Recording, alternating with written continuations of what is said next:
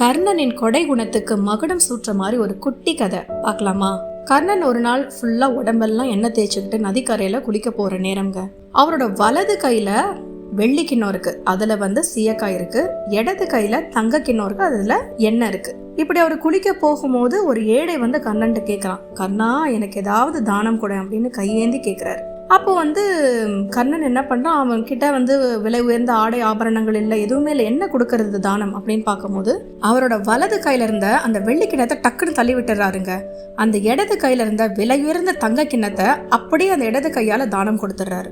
இத பார்த்து கூட இருந்தவங்க பதறி போறாங்க. என்ன கர்ணா, என்ன இப்படி பண்ணிட்ட? சாஸ்திரப்படி நீ வலது கையால தானே தானம் கொடுக்கணும், இப்படி செஞ்சுட்டியே அப்படின்னு சொல்லி கேக்குறாங்க. அதுக்கு கர்ணன் கொடுத்த பதில், நம்மை தேடி ஒருத்தர் வந்தா நம்மிடம் இருக்கும் ஆகச்சிறந்த பொருளையே தானம் கொடுக்கணும், அது இங்க தங்கம். இதை இடது கையில இருந்து நான் வலது கைக்கு மாத்திர இந்த ஒரு நொடியில என் மனசு மாறி தானம் கொடுக்க கூடாதுன்னு தடுத்துட்டா என்ன பண்றது? அதனாலதான் நல்ல எண்ணம் தோன்றும் போதே அதை கொடுத்துட்டேன் அப்படின்னு சொன்னாராம். வாரி வழங்குவதில் அவனுக்கு நிகர் அவன்தான் என்பதால் தான் வரலாறு அவனை அங்கராஜன் என்றும் தானசூரியன் என்றும் கொண்டாடுகிறது. தனக்கென்று எதையும் வைத்துக் கொள்ளாமல் தன்னிடம் இருந்த ஆகச்சிறந்த பொருளை ஒரு நொடி கூட மனம் மாறாமல் அப்படியே அள்ளி கொடுத்த அந்த உன்னத குணம் மரணத்தை வென்று இன்றும் அவனை வாழ வைக்கிறது.